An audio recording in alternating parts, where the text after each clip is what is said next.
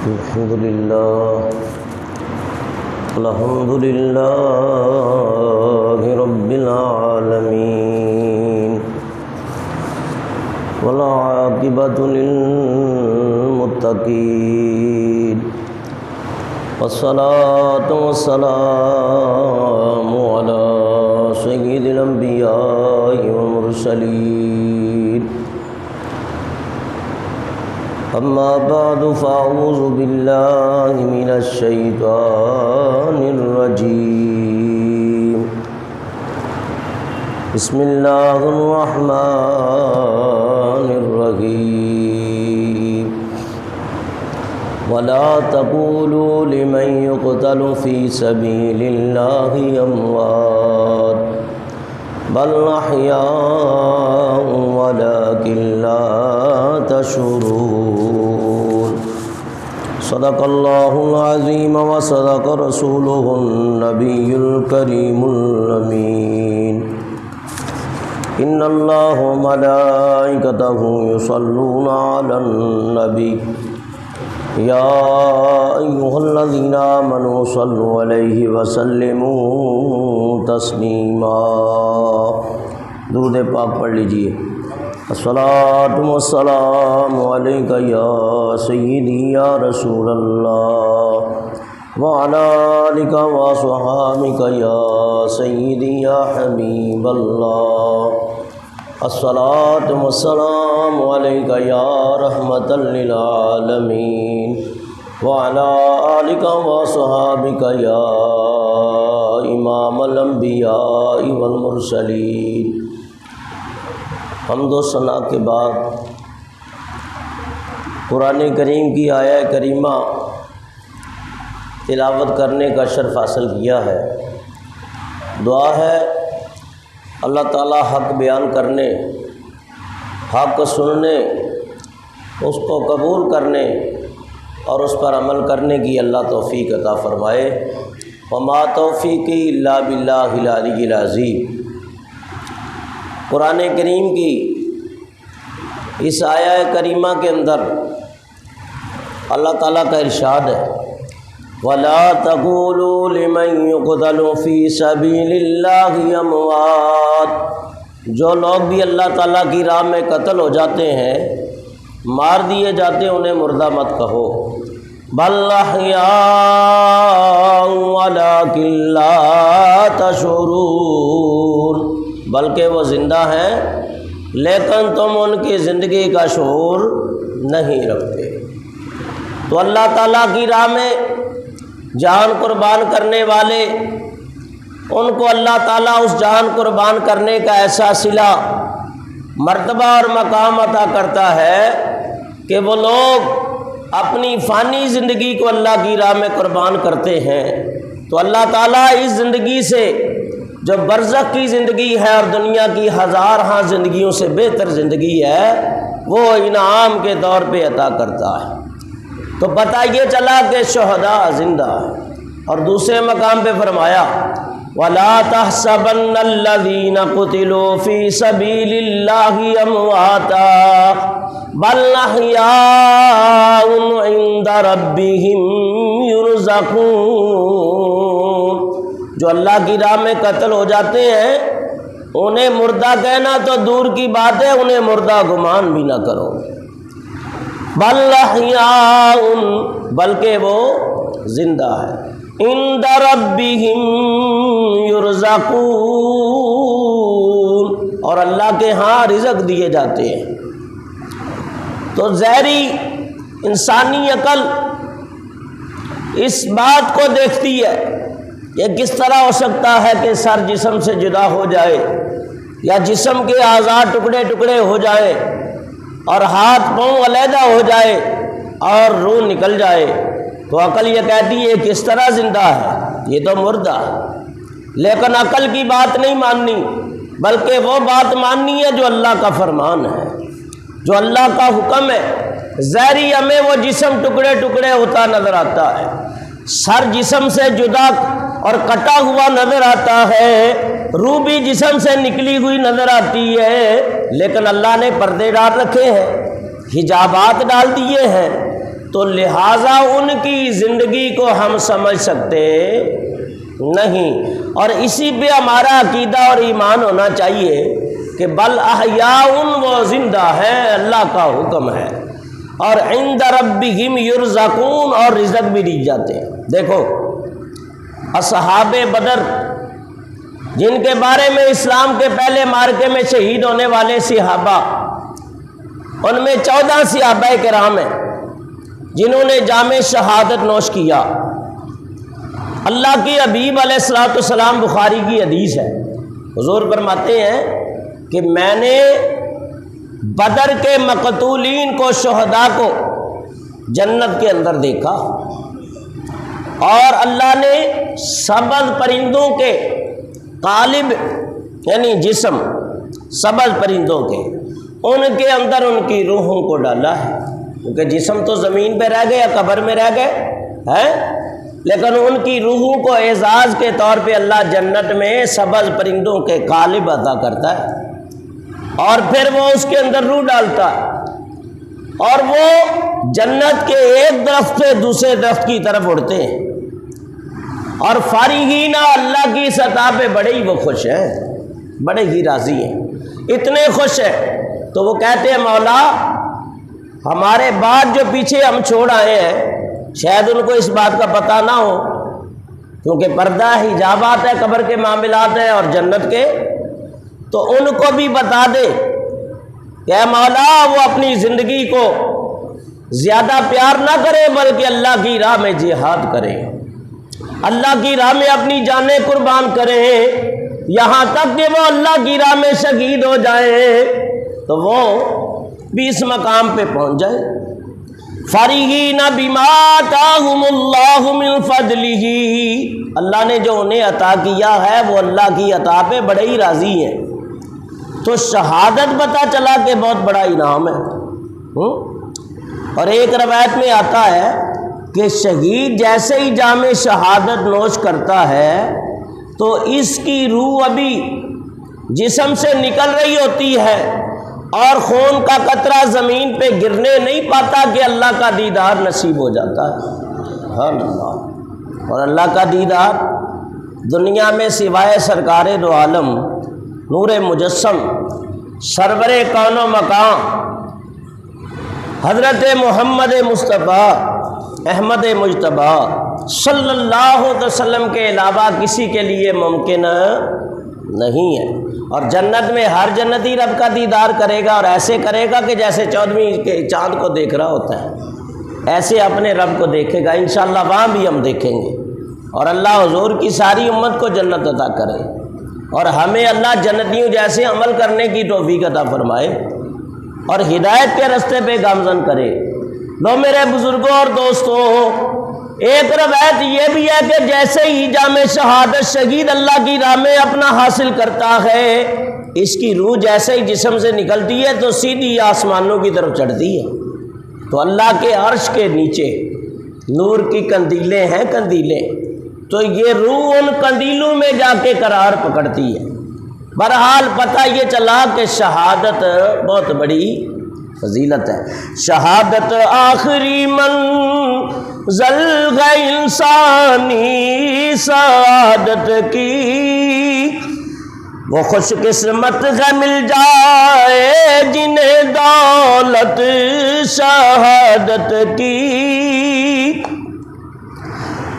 شہید اس دار فانی میں ہمیشہ زندہ رہتے ہیں، زمین پر چاند تاروں کی طرح تابندہ رہتے ہیں۔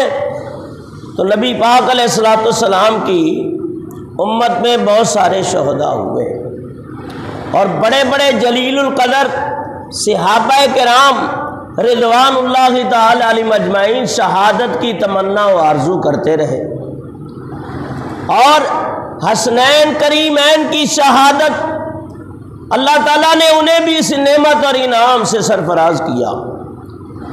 حضرت سیدنا صدیق اکبر، فاروق اعظم، عثمان غنی، حیدر کرار اور دیگر اکابرین صحابہ غزوہ بدر، غزوہ احد، دیگر اسی طرح غزوات و سرایا کے اندر بہت سارے شہداء ہوئے، اور اللہ نے انہیں اس انعام اور اس نعمت سے سرفراز کیا۔ امام علی مقام امام حسین کہ جو نبی کے وہ نواسے ہیں کہ جن کے بارے میں نبی پاک علیہ الصلوۃ والسلام نے فرمایا کہ حسین میرا بیٹا ہے،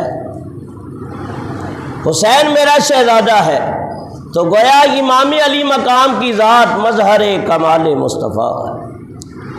اور جس طرح امام علی مقام امام حسین رضی اللہ تعالیٰ عنہ کی ذات مظہر کمال مصطفیٰ ہے، تو امام حسن کی ذات مظہر جمال مصطفیٰ ہے۔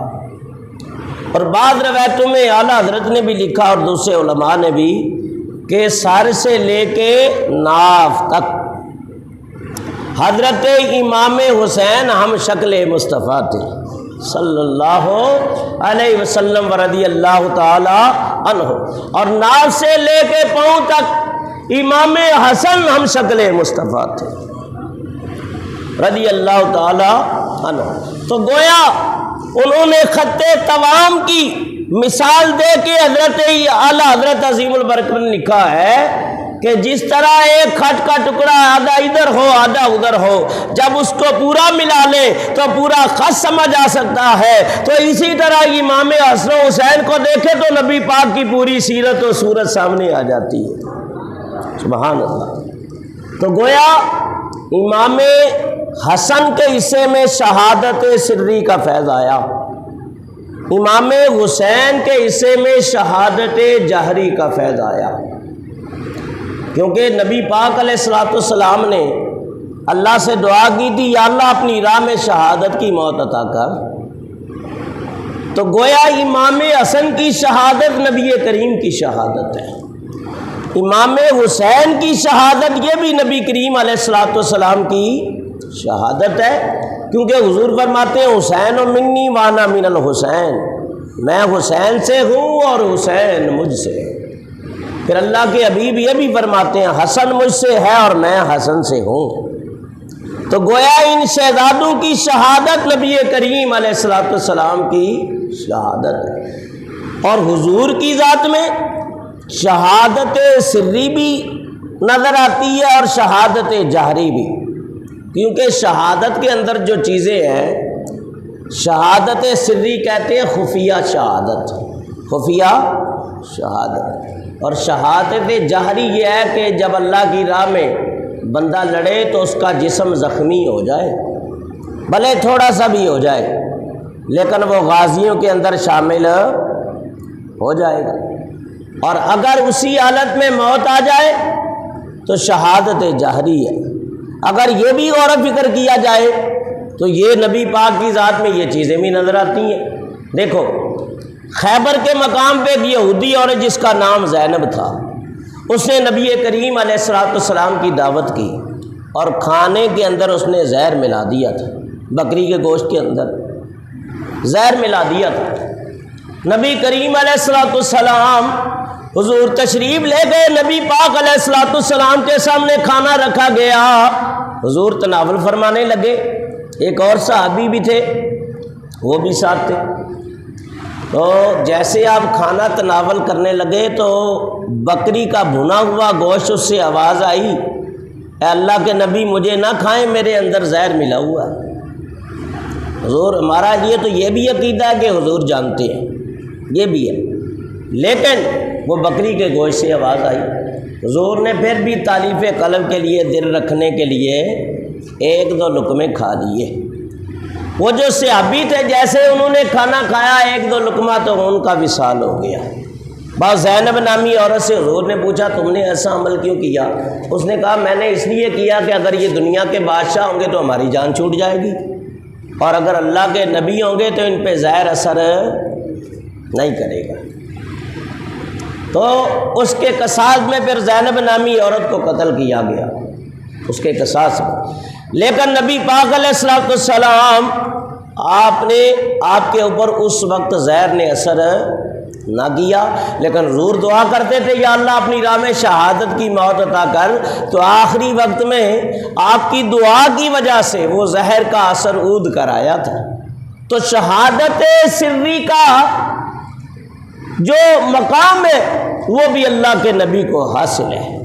شہادت جہری تو غزوہ احد میں حضور کا ایک دانت مبارک کا کچھ حصہ شہید ہوا اور خود کی کڑیاں پھنس گئی تھیں یہاں اس جگہ، تو آپ زخمی بھی ہوئے تھے، اور وہ دانت کا ٹکڑا جو شہید ہوا تھا، خون کا قطرہ زمین پہ جا رہا تھا، اللہ نے فرمایا جبریل عرض کیجیے رب جلیل، فرمایا جلدی کرو یہ قطرہ میرے حبیب کے خون کا زمین پہ گرنے نہ پائے، اگر زمین پہ گر گیا تو قیامت تک زمین کوئی چیز بھی نہیں اگائے گی۔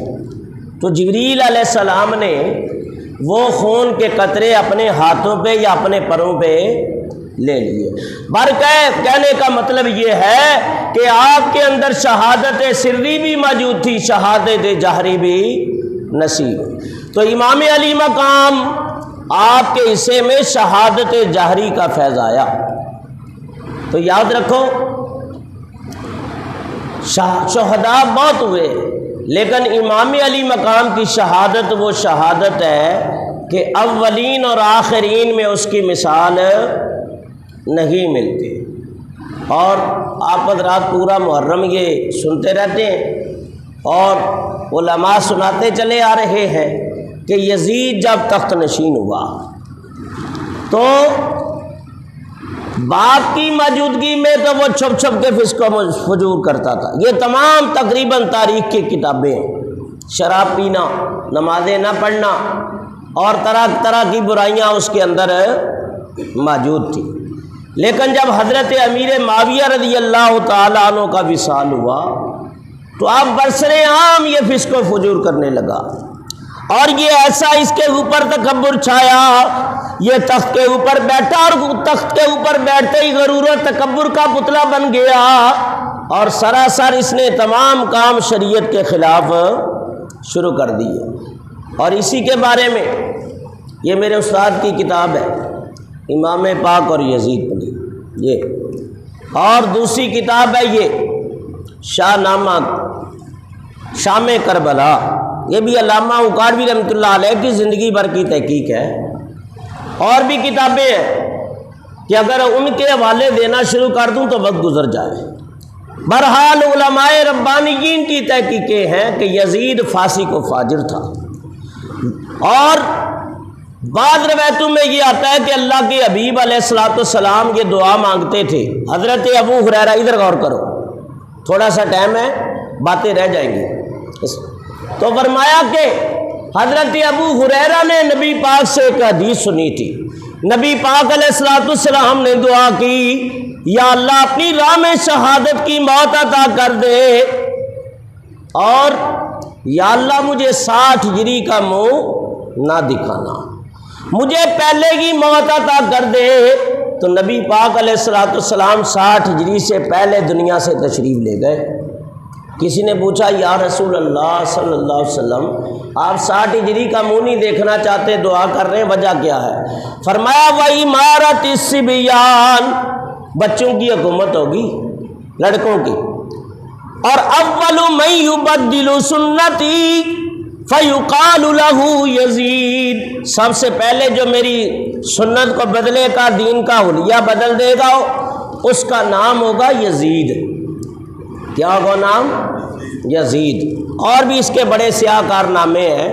برکیب یہ فاسق و فاجر ہے، یہ لعنتی ہے، یہ اس لائق نہیں تھا کہ یہ خلافت کے تخت کے اوپر بیٹھتا۔ اور جب کہ حضرت امیر معاویہ رضی اللہ تعالیٰ نے آخری وقت اہل شام کا مشورہ بھی تھا، اور ان میں بڑے بڑے لوگ بھی تھے، تو مشورہ یہی قرار پایا کہ اہل شام کسی اور کی امارت کو، سلطنت کو، حکومت کو تسلیم نہیں کریں گے۔ تو یزید اس قابل نہیں تھا، لیکن کہا حضرت آپ بنا دیں، پتہ نہیں شاید بعد میں یہ ٹھیک ہو جائے۔ لیکن بعد میں حکومت کی وجہ سے جب پیسے کی روانی ہو، انسان کے پاس طاقت بھی ہو، تو پھر بہت کم ہے جو اللہ کی عبادت کی طرف جاتے ہیں اور شکر گزاری کی طرف جاتے ہیں، زیادہ لوگ گناہ کی طرف ہی مائل ہوتے ہیں، کیونکہ اللہ قرآن میں فرماتا ہے وَقَلِيلٌ مِّنْ عِبَادِيَ الشُّكُورُ، اللہ کے شکر گزار بندے کم ہی ہیں، زیادہ گناہ کی طرف انسان گیا ہے۔ لہذا یزید جب تخت نشین ہوا تو اس کے پیسے بھی کارنامے سے آتے، باغ کی موجودگی کے اندر تو چھپ چھپ کے فسق و فجور کرتا تھا۔ جب حضرت امیر معاویہ رضی اللہ تعالیٰ عنہ کا وصال ہو گیا تو اب برسر عام فسق و فجور کرنے لگا۔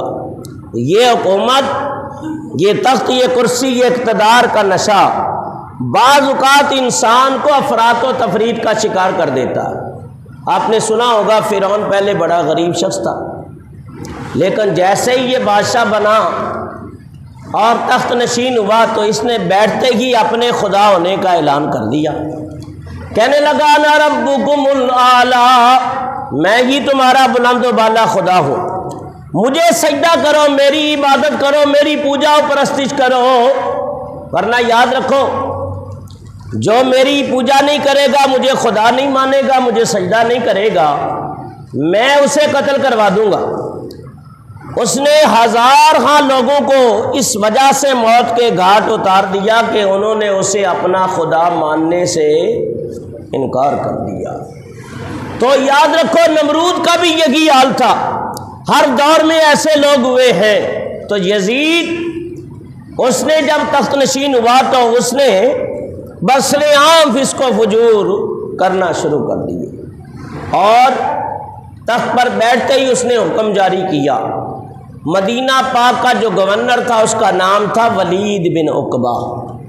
ولید بن عقبہ کو خط لکھا کہ میرے باپ کا انتقال ہو گیا ہے، اور جیسے ہی میرا تجھے خط ملے حضرت عبداللہ بن زبیر، عبداللہ بن عباس، عبداللہ بن عمر اور حسین ابن علی سے میری بیعت طلب کرو، انہیں پکڑ لو یہاں تک کہ جب تک میری بیعت کا اقرار نہ کرے انہیں چھوڑا نہ جائے۔ بڑا سخت قسم کا اس نے تاکیدی حکم جاری کر دیا۔ ادھر حضرت عبداللہ بن زبیر، عبداللہ بن عمر اور امام پاک جمع ہوئے، کہا حضرت کیا کرنا ہے؟ انہوں نے کہا آپ ہی سوچیں کیا کرنا ہے، اور ہم نے جو کرنا ہوگا وہ ہم بھی سوچ لیں گے۔ تو امام علی مقام امام حسین گھر تشریف لے گئے، لیکن پریشان بڑے تھے کہ اب کیا کیا جائے کہ حاکم یزید بن گیا ہے، اور ادھر یزید کا حکم بھی بڑا سخت آ چکا ہے۔ تو امام علی مقام کے پاس گورنر مدینہ کے قاصد پہنچے کہ گورنر نے آپ کو بلایا ہے۔ آپ نے فرمایا میں اس وقت تو مل نہیں سکتا، رات ہو رہی ہے، کل میں حاضر ہو جاؤں گا۔ حضرت عبداللہ بن عمر، عبداللہ بن زبیر وہ تو حاکم مدینہ کو بغیر بتائے راتوں رات یہ مدینے سے نکل گئے اور مکہ چلے گئے۔ صبح ہو گئی، امام علی مقام نے 8-10 نوجوانوں کو ساتھ لیا، 8-10 نوجوانوں کو ساتھ لیا کہ حالات ایسے ہو گئے ہیں۔ تو آپ نے ان کو باہر کھڑا کر دیا کہ میں اندر جاتا ہوں، گورنر سے ملاقات کرتا ہوں، اگر میری آواز بلند ہونے لگے تو تم آسرا نہیں کرنا، اندر آ جانا۔ انہوں نے کہا بہت اچھا۔ لو میاں وہ باہر کھڑے ہو گئے، امام علی مقام اندر تشریف لے گئے۔ ولید بن عقبہ کی خدمت میں امام حسین تشریف لے گئے۔ ولید نے کہا کہ حضرت امیر معاویہ کا انتقال ہو گیا ہے۔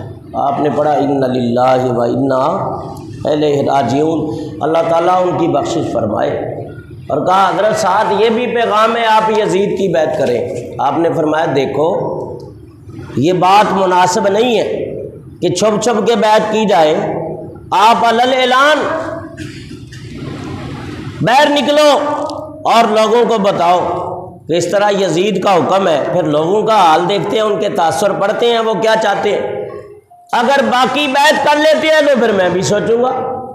یہ کہہ کے آپ نے وقتی طور ٹال دیا۔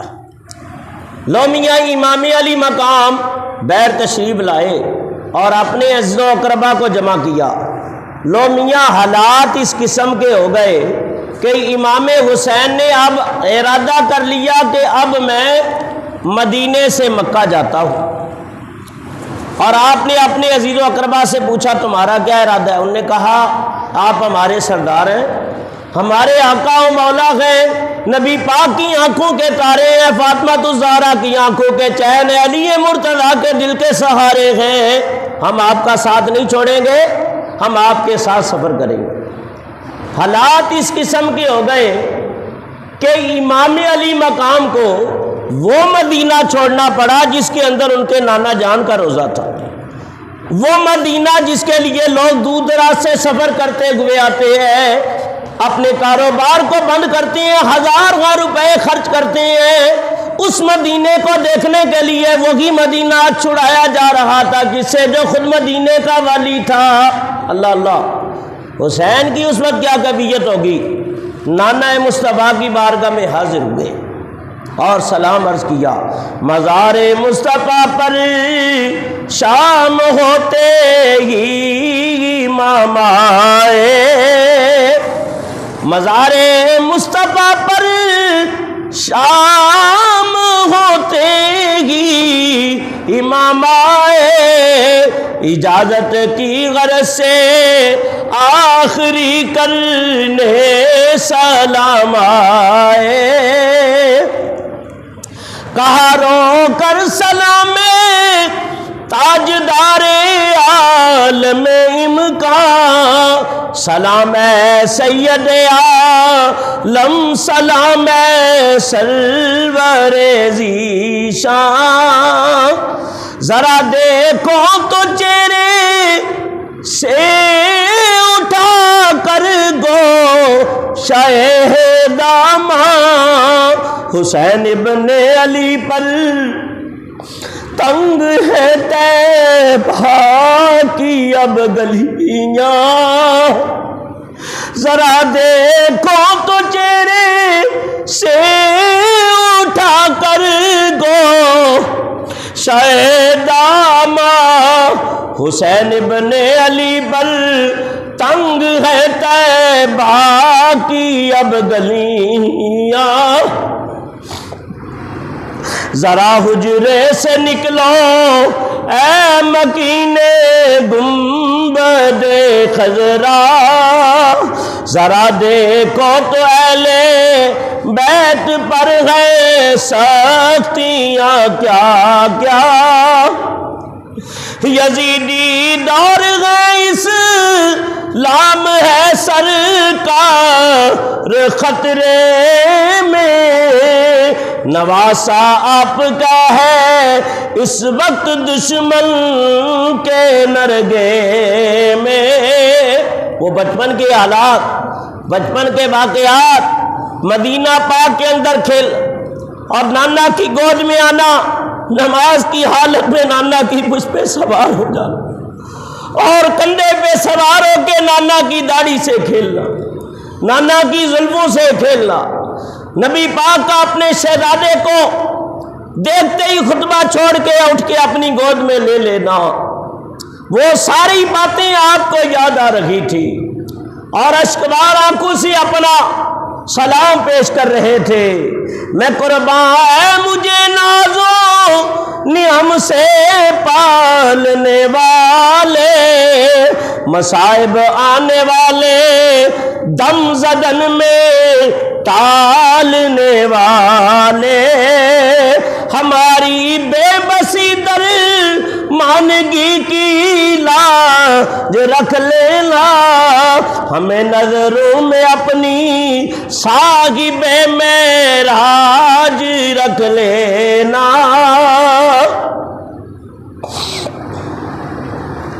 بس اے قبلہ دی اب مجھ کو جانے کی اجازت دو کہ لب اطہر سے فرما دو جا حسین رخصت ہو، مدینے سے شاہ کو نین کا نور نظر نکلا، وطن سے بے وطن ہو کر وطن کا تاج ور نکلا، اشکبار آنکھوں کے ساتھ نانا مصطفیٰ صلی اللہ علیہ وسلم کے روزے پہ سلام پیش کیا۔ سلام پیش کر کے جنت البقیع میں ماں فاطمۃ الزہرا، حضرت فاطمۃ الزہرا سلام اللہ علیہا کی تربت پاک پہ آئے اور کہنے لگے اماں آپ کا بیٹا حسین جا رہا۔ ماں کی قبر کے اوپر نظر پڑی تو آنسو کے دھارے بہہ نکلے، روتے ہوئے اشکبار آنکھوں سے کہا اماں اجازت عطا کرو، میرا ایمان اور یقین ہے کہ واقعہ وہاں سے بھی آواز آئی ہوگی بیٹا حسین جاؤ اپنے ماں کی دودھ کی لاج رکھنا۔ نانا مصطفیٰ کے دین کے پرچم کو سرنگوں ہونے نہ دینا، بیٹا نانے کے دین کو بلند کرنا، اپنی ماں کے دودھ کی لاج رکھنا، اللہ تعالیٰ کی راہ میں اپنی جان قربان کر دینا، لیکن اسلام کے پرچم کو سرنگوں ہونے نہ دینا۔ ماں باپ کی قبروں تو ویسے ہی جائے انسان کو اتنا فیض ملتا ہے اور دلی سکون ملتا ہے، روح کو تازگی مل جاتی ہے، اور یہ تو ماں فاطمۃ الزہرا ہے، یہ تو وہ شہزادی ہے کہ صحابہ عرض کرتے تھے یا رسول اللہ ہمارے ماں باپ آپ پر قربان ہو، لیکن سیدہ فاطمۃ الزہرا یہ نبی پاک کی بارگاہ میں وہ درجہ اور قبولیت رکھتی ہے، حضور فرماتے ہیں بیٹی فاطمہ تجھ پہ میں محمد کے ماں باپ قربان ہوں۔ نبی پاک علیہ السلام کا نواسا یہاں بھی سلام عرض کرتا ہے، کیونکہ آپ کو وہ وقت یاد آ رہا تھا کہ ایک دن نبی پاک علیہ السلام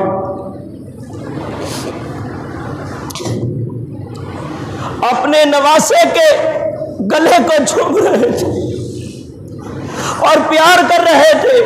حضرت سیدہ فاطمہ نے عرض کی تھی ابا جان لوگ تو اپنے نواسے نواسیوں کے ماتھے چومتے ہیں، ان کے لبوں اور رخساروں کو چومتے ہیں، اور میں جب بھی دیکھتی ہوں آپ حسین کے گلے کو چومتے ہیں، وجہ کیا ہے؟ تو نبی پاک نے فرمایا بیٹی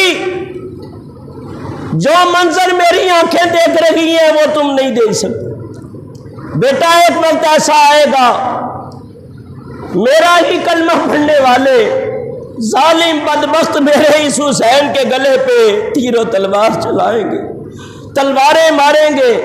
حضرت سیدہ فاطمہ رو پڑی اور کہنے لگی اے ابا جان کیا اس وقت آپ موجود نہیں ہوں گے؟ کیا علی مرتضیٰ نہیں ہوں گے؟ میرا بیٹا حسن نہیں ہوگا؟ حضور فرماتے ہیں اے فاطمہ بیٹی اس وقت میں بھی نہیں ہوں گا، شیر خدا بھی داغے مفارقت دے گئے ہوں گے، حسن بھی نہیں ہوں گے، ایک حسین ہوگا، اس کی حالت ایسی ہوگی بے بسی اور درماندگی والی، اور ایسی حالت میں ان کا ساتھ دینے والی ان کی بہن زینب ہوگی۔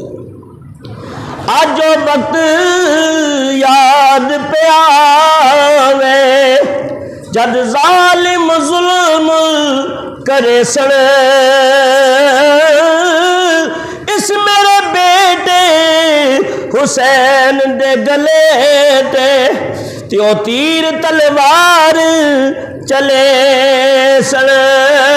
پھر اللہ کے حبیب علیہ السلام فرمانے لگے اے بیٹی فاطمہ میں بھی دنیا سے رخصت ہوں گا، نہ تو ہویں گی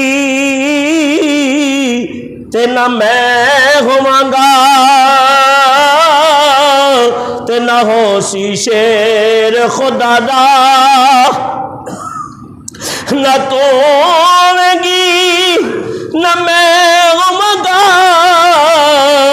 تے نہ ہو سی شیر خدا دا،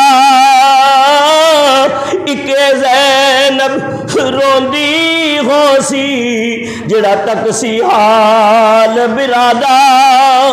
لو میاں امام علی مقام نے اپنے عزیز و قربا کو جمع کیا اور مدینہ پاک کو الوداعی نظروں کے ساتھ سلام کیا، مدینے کے در و دیوار دیکھے، مدینے کی گلیوں کے ایک بار آخری بار اشکبار آنکھوں کے ساتھ ایک نظر کی، میں نے وہ مقام دیکھا ہے مسجد نبوی سے آگے جب روڈ جاتا ہے، اسی روڈ پہ جب نکلتے ہیں زیارتوں کے لیے تو راستے میں ایک مارکیٹ آتی ہے، اس سے آگے وہ مقام ہے جہاں بچپن میں حضرت امام حسن و حسین کھیلا کرتے تھے.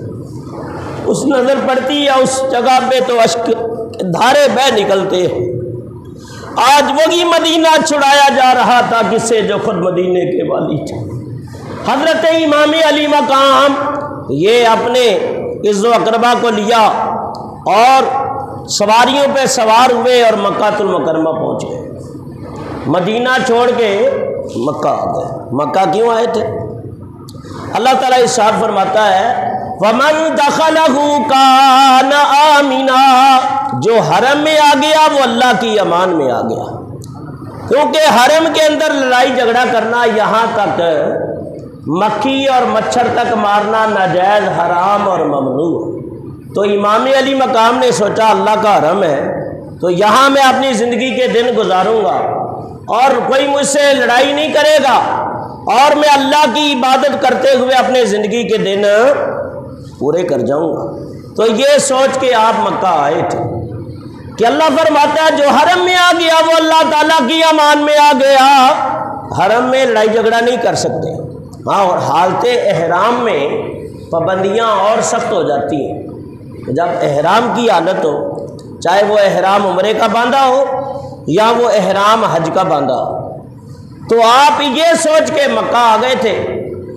ابھی چند ہی ہفتے گزرے تھے کہ اب کوفے سے چٹھیاں آنا شروع ہو گئی. کوفے والوں نے خطوط لکھے، چٹھیاں لکھیں. لو میاں، چند ہی ایام کے اندر، تھوڑے ہی دنوں میں کوفے سے تقریباً بعض نے تو لکھا ہے کہ 1200 چٹھیاں پہنچی. 1200، لیکن 150 تو بڑے بڑے مستند علماء نے لکھا ہے کہ جب وسائل اور رسائل اتنے نہیں تھے، لوگ اونٹوں اور گھوڑوں پہ سفر کر کے قاصد بھیج کے خط پہنچاتے تھے. چلو میاں 1200 نہ صحیح 150 ہی مان لی جائے، تو 150 چٹھیوں کا آ جانا بھی بہت بڑی بات ہے. یہ اہل کوفہ کی طرف سے خطوط آئے تھے، کسی اور علاقے سے نہیں آئے تھے. کوفے سے کیوں آئے، اس کی وجہ کیا تھی؟ دیکھو، حضرت علی مرتضیٰ شیر خدا رضی اللہ تعالیٰ عنہ حضرت عثمان غنی کے دور تک دارالخلافہ جو تھا وہ مدینہ پاک ہی رہا. جیسے آپ کا دارالخلافہ اسلام آباد ہے تو دارالخلافہ مدینہ المنورہ ہی رہا. حضرت عثمان غنی کی شہادت کے بعد حضرت علی کوفہ منتقل ہو گئے تھے اور کوفہ کو دارالخلافہ بنا لیا تھا. اور ان کے جو عقیدت مند ادھر ادھر بھی رہتے تھے وہ بھی سارا کچھ چھڑا کے وہ بھی کوفہ آ گئے تھے. تو کوفہ جو ہے حضرت علی مرتضیٰ کے عقیدت مندوں کا مرکز تھا، یعنی شیعان علی کا مرکز تھا. شیعان کا مطلب یہ ہوتا ہے علی کے چاہنے والے، دوسری طرف نہیں جانا، ہمارا ان سے کوئی واسطہ نہیں. علی مرتضیٰ شیر خدا رضی اللہ تعالیٰ کے چاہنے والے تھے اور یہیں آپ نے خلافت کے ایام گزارے تھے اور یہیں سے آپ حکم جاری کرتے تھے، فیصلے دیتے تھے اور یہیں پھر آپ نے آخری ایام میں امامت بھی کی تھی. تو کوفہ ان کا مرکز تھا. تو اس لیے وہاں سے سلیمان بن سرد الخزائی اور بہت سارے، وقت اتنا نہیں میں سب کا نام لوں، ہونا تو یہی چاہیے تھا، وقت ہو اور لوگ بھی ہوں، تو پھر یہ 10 دن تک بھی اگر یہ واقعات بیان کیے جائیں تو پھر بھی ختم نہ ہو. برکہ قصہ مختصر. خط لکھے تھے اور خط کے اندر لکھا تھا کہ ہمارا امیر معاویہ کا وصال ہو گیا ہے اور ان کے تخت کے اوپر یزید بیٹھ گیا ہے، تو یزید کو ہم اپنا امام نہیں مانتے، اس کو اپنا امام برحق تسلیم نہیں کرتے کہ اس کے کارنامے بڑے سیاہ ہیں، غلط ہیں، تو وہ امامت اور حاکم ہونے کے لائق اور مہذب نہیں ہے. ہم آپ کو امام برحق مانتے ہیں، ہم آپ کے باپ علی مرتضیٰ امام حسن مجتبیٰ کے چاہنے والے ہیں، سیدہ فاطمہ تو زہرا کے عقیدت مند ہیں. تو آپ تشریف لائیں اور ہم چاہتے ہیں جب آپ آئیں گے تو آپ کی ہم بیعت کریں گے اور آپ کی زندگی میں آپ کی سایہ ولایت کے رحمت کے سائے میں ہم اپنی زندگی کے دن گزارنا چاہتے ہیں. تو یہ انہوں نے بھائی بڑی ہی محبت کا مظاہرہ کیا۔ اور کچھ خط یہ بھی تھے، دیکھیے حضرت اگر آپ تشریف نہیں لاتے تو ہم اتنے زیادہ تو ہیں نہیں، نہ ہمارے پاس فوجی ہیں، نہ طاقت ہے، نہ ہتھیار ہے، تو ہم یزید اور عبید اللہ ابن زیاد کا مقابلہ کر سکتے نہیں، اور اگر آپ بھی تشریف نہیں لاتے تو ہم کہہ دیں گے مولا ہم نے تیرے قیامت کے دن اللہ اگر پوچھے گا تم نے یزید جیسے نالائق اور بدبخت کی بیعت کیوں کی ہے، تو ہم کہہ دیں گے، صاحب کہہ دیں گے مولا ہم نے تیرے نبی کے نواسے کو بلایا، مال و جان قربان کرنے کا یقین دلایا، لیکن انہوں نے ہماری دعوت کو قبول نہیں کیا، اور دعوت قبول کرنی چاہیے۔ حضور نے کافروں کی دعوت کو بھی قبول کیا ہے کہ اس میں بھی کوئی حکمتیں ہوتی ہیں، اور ہم ادھر ادھر جائیں تو فوراً ہمارے پر فتوے لگ جاتے ہیں، امام صاحب یہ کیا کر رہے ہیں، بے وقوفو تمہیں کیا پتہ اسلام کیا ہے، اس کی حقیقتیں کیا ہے، اس کی مصلحتیں کیا ہے، ہر کام میں کوئی نہ کوئی حکمت پنہاں ہوتی ہے، فوراً جب منہ میں آیا مغلظات بک دیتے ہیں، یہ نہیں سوچتے کہ ہم زیادہ جانتے ہیں، وہ جو ہمارے آگے کھڑا ہے وہ دین زیادہ جانتا ہے۔ یہ سوچا کرو، کسی کے بارے میں اپنے خیالات کا اظہار کرنے سے، کوئی بھی ہو، اہل علم ہو، اللہ کا نیک بندہ ہو، دیندار آدمی ہو، تو بات کرنے سے پہلے 100 بار سوچا کرو کہ ہم کیا نکال رہے ہیں منہ سے۔ تو یاد رکھو اللہ تعالیٰ کے پیارے حبیب نے بھی دعوتیں قبول کی ہیں، لیکن فرمایا آپ کی یہ تمنا آرزو ہوتی تھی، کافروں کے جتھوں میں بھی جا کے بیٹھ جاتے تھے، اور جب اٹھتے تھے تو حضور کا چہرہ دیکھ کے لوگ مسلمان بھی ہو جاتے تھے۔ تو آپ کی تمنا و آرزو، اب ہمارے پاس وہ چہرہ بھی نہیں، نہ ہمارا وہ عمل ہے، اتنا تو ہے کہ ان تک حضور کی حدیث تو پہنچا دیں، قرآن کی آیت تو پہنچا دے، حق تبلیغ کرے۔ فرمایا محبوب سواء علیہم انذرتہم، ڈرانا تبلیغ کرنا تیرا کام ہے، یہ ایمان لائیں یا نہ لائیں، نیک بنے یا نہ بنے، لیکن تمہیں اجر تبلیغ رسالت ضرور نصیب ہوگا۔ لو میاں امام علی مقام کو خط ملے، اور بعض خط اس قسم کے سخت لکھے ہوئے تھے کہ حضرت اگر آپ نہیں آتے تو پھر یاد رکھیے گا ہماری بیعت کا وبال بھی آپ کے کندھے پہ ہوگا۔ تو جب امام پاک نے یہ دیکھا تو آپ سوچنے پہ مجبور ہو گئے کہ کیا کیا جائے، مشورہ کیا اور خود بھی سوچا، تو پھر آپ کو مشورہ ملا اور آپ نے خود بھی مشورہ کیا اور سوچا کہ اہل کوفہ کے بہت سارے خطوط اور چٹھیاں پہنچی ہیں، تو کسی مناسب آدمی کو پہلے بھیجا جائے کہ وہاں کے حالات اور واقعات کا بچشم خود مشاہدہ کرے کہ واقعہ وہ محبان علی ہیں، محب اہل بیت ہیں۔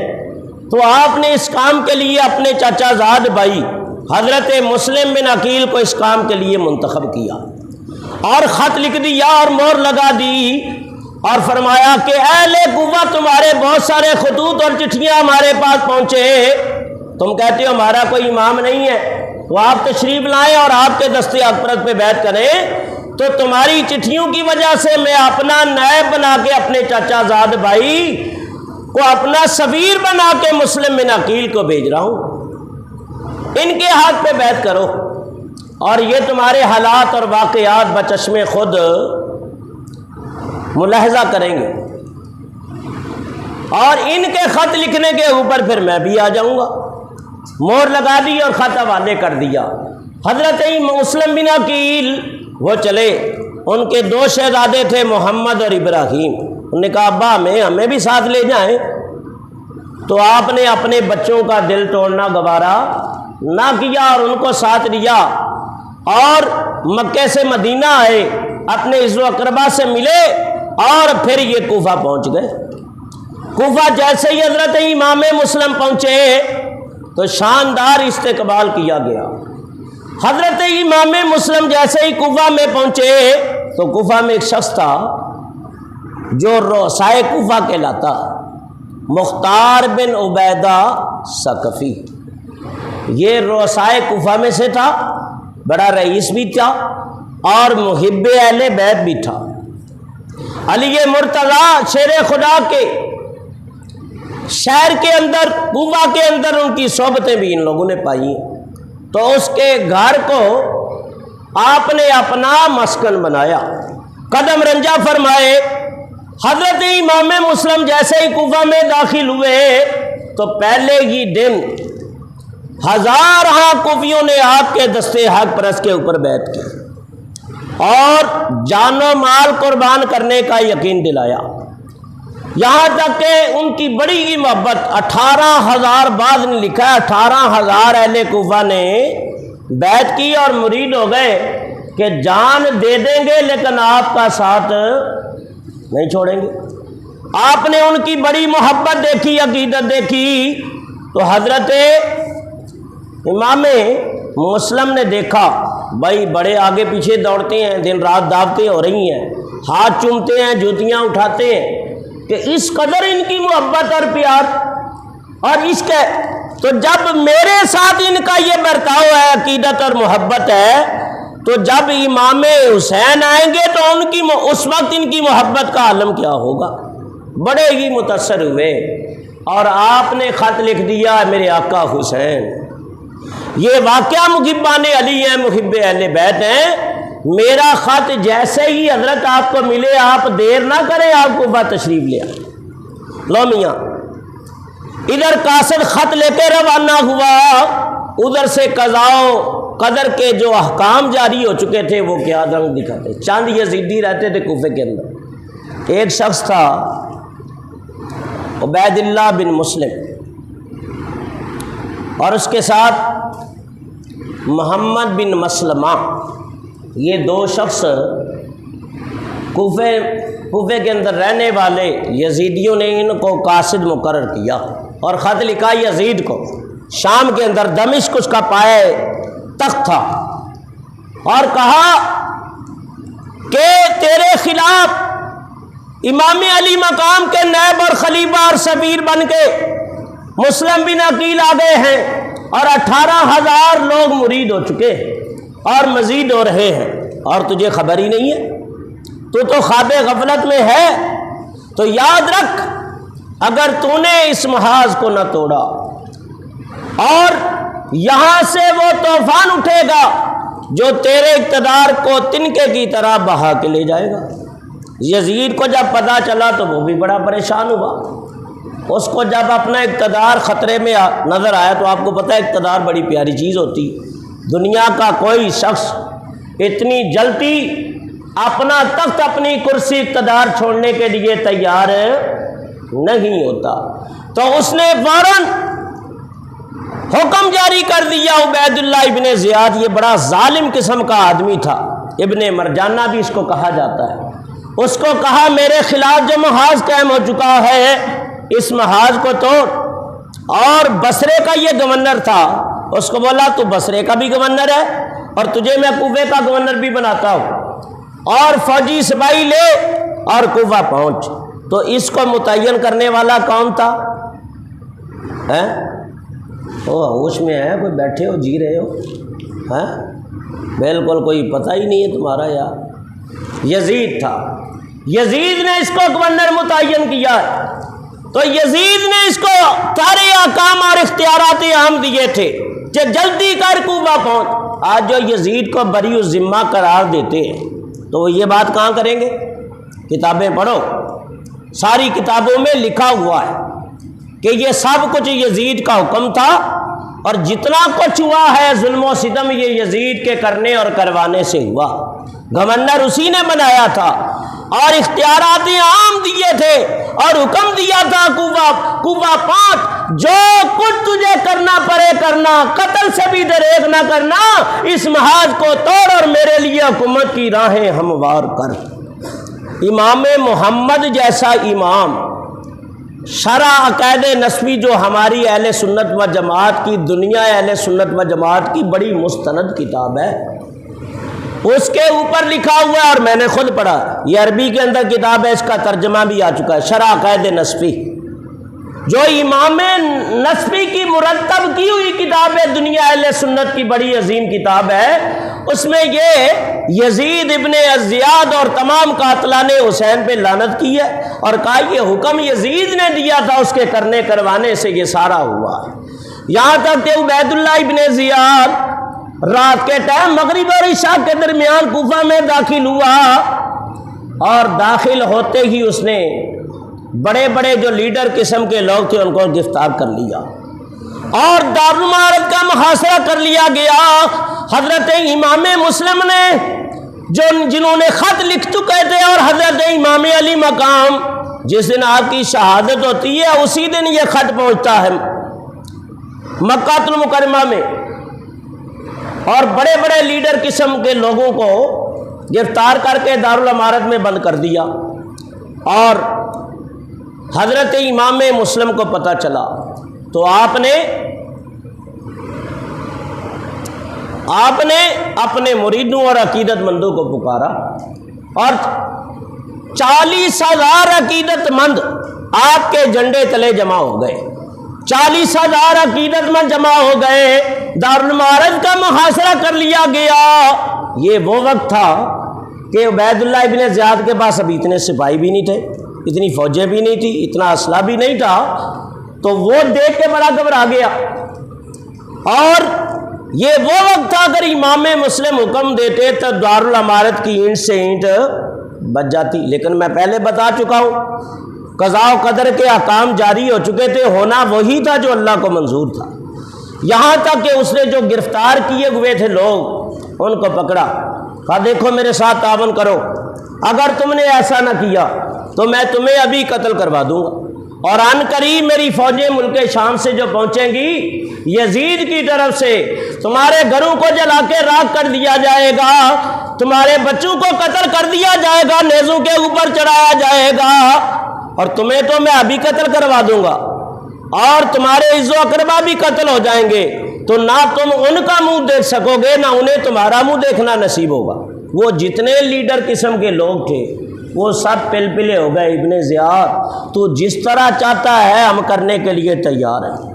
وہ دھمکیاں کام کر گئیں، وہ سب پلپلے ہو گئے، کیونکہ جان بہت پیاری چیز ہوتی ہے، تو وہ سارے ہی تیار ہو گئے، کہا چڑھو پھر دارالمعارض کے اوپر، اور کوئی تمہارا بھانجا، کوئی بھتیجا، کوئی تمہارا چاہنے والا تو کوئی تمہارا بھائی دارالمعارض کا محاصرہ کیے کھڑے ہیں، انہیں کہہ دو کہ وہ مسلم بن عقیل کا ساتھ چھوڑ دیں۔ تو جب وہ دارالمعارض کے اوپر چڑھے اور انہوں نے اپنے عز و اقربا کو بلانا شروع کر دیا، اور بلا کر چپکے چپکے سے سمجھانا شروع کر دیا، کہنے لگا یہ اقتدار کی جنگ ہے، جبکہ یہ اقتدار کی جنگ نہیں۔ اب اقتدار کی جنگ ہوتی ہے تو لوگ فوجیں لے کے آتے ہیں۔ امام مسلم اپنے 8-10 سال کے بچوں کو لے کے آئے اور تنہا آئے، امام حسین بھی آئے تو 82 افراد تھے، اس میں 72 خاص کر آپ کے کچھ 20 سے 21 افراد آپ کے اہل بیت کے تھے، اور 6 ماہ کا شیرخوار علی اصغر بھی تھا، 6 سال کی حضرت سکینہ بھی تھی۔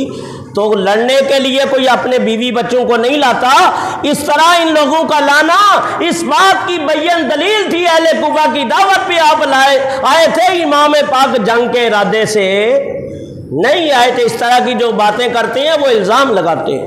اس سے مجھے بتاؤ امام حسین کی روح کو کتنی تکلیف ہوتی ہوگی، اور سرکار دو عالم کو کس قدر اذیت و تکلیف ہوتی ہوگی، تو ایسی حرکتوں سے باز آ جایا کرو، ایسی باتیں نہ کیا کرو۔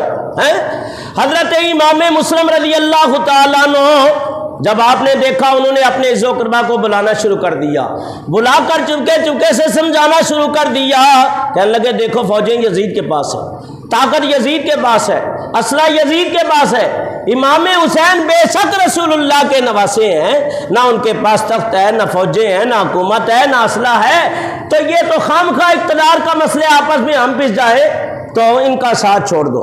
لو میاں جیسے ہی انہیں سمجھانا شروع کر دیا، 10 ادھر سے، 20 ادھر سے، 50 ادھر سے، دیکھتے ہی دیکھتے 40,000 جو محاصرہ کیے کھڑے تھے 39,500 چلے گئے، 500 باقی بتے۔ کتنے؟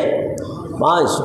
آپ نے سوچا کہ 40,000 بڑے افسوس کا مقام ہے، حیرانگی ہے کہ 39,500 چلے گئے، ان 500 کا بھی کیا؟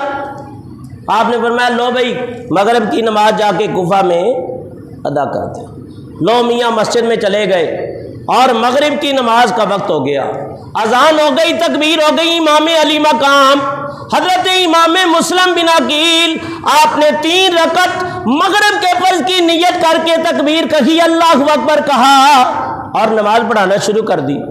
نماز پڑھا کے جو دیکھا تو وہ 500 بھی جا چکے تھے۔ آپ پہ بڑا اثر پڑا ہے کہ یہ 500 بھی ساتھ چھوڑ چکے ہیں، اور یہ کون لوگ تھے؟ یہ وہی لوگ تھے جو پیچھے نمازیں پڑھتے تھے اور جنہوں نے موٹی موٹی قسمیں کھائی تھی کہ آپ کا ساتھ نہیں چھوڑیں گے، جان دے دیں گے، مال قربان کر دیں گے، اپنے بچوں کو قربان کر دیں گے، لیکن آپ کا ساتھ نہیں چھوڑیں گے۔ اب تو نہ جان دینی پڑی، نہ بچے قربان کرنے پڑے، اور نہ ہی مال۔ بھائی وقت ہو گیا ہے بھائی، چلیں تھوڑا سا، اگر آپ راضی ہیں تو تھوڑا سا 5 منٹ لے لو، لیکن بعد میں باتیں نہیں کرنا۔ یہاں تک حضرت امام مسلم بن عقیل رضی اللہ تعالیٰ عنہ نماز مغرب پڑھ لی گئی اور بیٹھے تھے، اور یہ بھی ذہن میں بات آ رہی تھی میرے ساتھ ان ظالموں نے یہ کیا ہے، اور جب امام آئیں گے تو میں نہیں کہتا ان کے ساتھ کیا کریں گے۔ تو آپ نماز پڑھ کے دعا مانگ رہے تھے، دعا مانگ کے جیسے ہی کوفے کی گلیوں میں نکلے، جس مرید کے دروازے پہ جائے اندر سے کنڈی لگی۔ آپ کو ایک رات کوئی رکھنے کے لیے تیار نہ تھا، کوفے کی گلیاں سناٹے کا عالم تھا، اور حضرت امام مسلم کوفے کی گلیوں میں اس طرح پھر رہے تھے جیسے کوئی ناآشنا مسافر ہو جس کا کوئی جاننے والا نہ ہو۔ غریب الوطنی کے عالم میں تنہ تنخواہ رات کی تاریکی میں کوفے کی گلیوں میں جا رہے تھے۔ جاتے ہوئے ایک مکان کی چوکھٹ کھلی نظر آئی تو آپ وہاں چلے گئے۔ ایک عورت تھی جس کا نام تھا توغا، وہ اپنے گھر کی دہلیز میں کھڑی اپنے بیٹے کا انتظار کر رہی تھی۔ آپ نے ایک پانی کا پیالہ طلب کیا، اس نے دے دیا، پانی پی کے آپ وہیں بیٹھ گئے۔ کہا بھائی جاتے کوئی کیوں نہیں، رات کا ٹائم ہے اور اس طرح میرے دروازے پہ آپ کا بیٹھنا کوئی مناسب عمل نہیں ہے۔ آپ رو پڑے اور فرمانے لگے بہن میں کہاں جاؤں؟ کہا آپ کون ہے؟ کہا میں مسلم بن عقیل ہوں۔ وہ سنی اور اس کی چیخیں نکل گئی، یہ میں کیا دیکھ رہی ہوں کہ مسلم بن عقیل کے بارے میں ابھی سن رہی تھی 18,000 نے بیعت کر لی ہے، اور اب میں کیا دیکھ رہی ہوں آپ تنہ تنہا۔ آپ فرمانے لگے بہن تو نے سچ سنا تھا، لیکن اہل کوفہ نے بے وفائی کی ہے، اور بے وفائی بھی ایسے مقدس مہمان کے ساتھ۔ تو انہوں نے کہا حضور فکر نہ کرے، میرا غریب خانہ حاضر ہے، آپ میرے گھر میں قدم رنجا فرمائے، میرے گھر میں آپ رہائش پذیر ہو جائیں، رات گزارے، کہ خدا کا شکر ہے کہ چمنے مصطفیٰ کا ایک چراغ، ایک پھول آج میرے گھر میں ہے اور ہم ان کی میزبانی کا شرف حاصل کر رہے ہیں۔ اس نے کھانا پیش کیا، آپ نے عشاء کی نماز پڑھ لی اور رات وہاں گزاری۔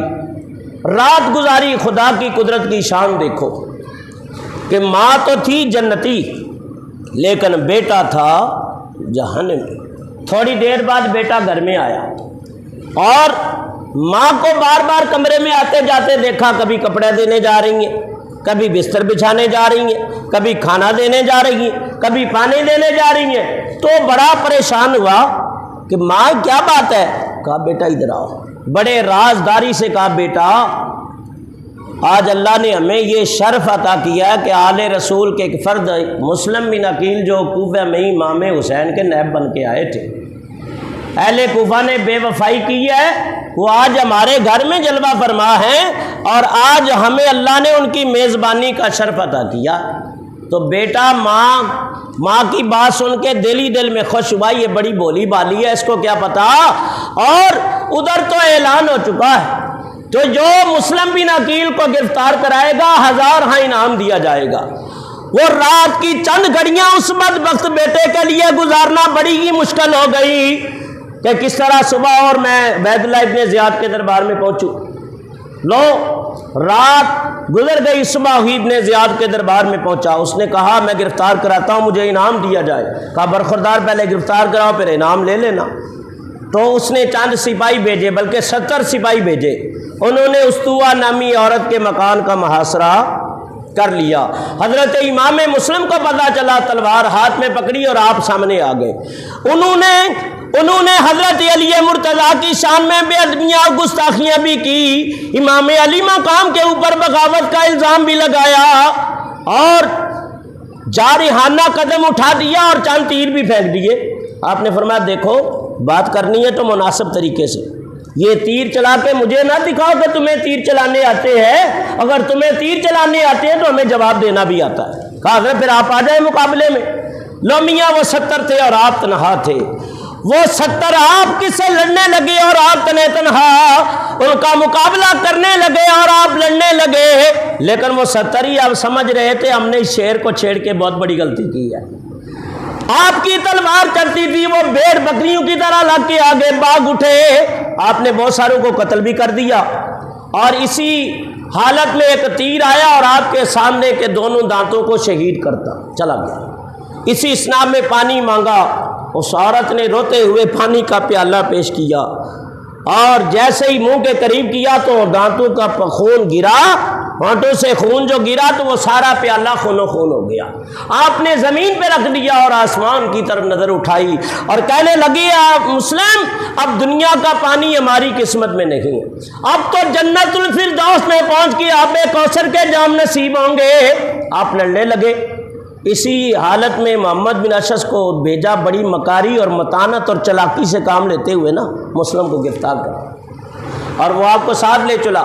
جیسے ہی آپ دارالامارت میں داخل ہوئے، یہ پڑھتے ہوئے داخل ہوئے ربنا افتح بیننا و بین قومنا بالحق وانت خیر الفاتحین، اور بعد نے لکھا جیسے آپ نے قدم اندر رکھا دونوں طرف سے سپاہی کھڑے تھے ننگی تلواریں لیے، انہوں نے حملہ کیا اور آپ اس مقام پہ شہید ہو گئے۔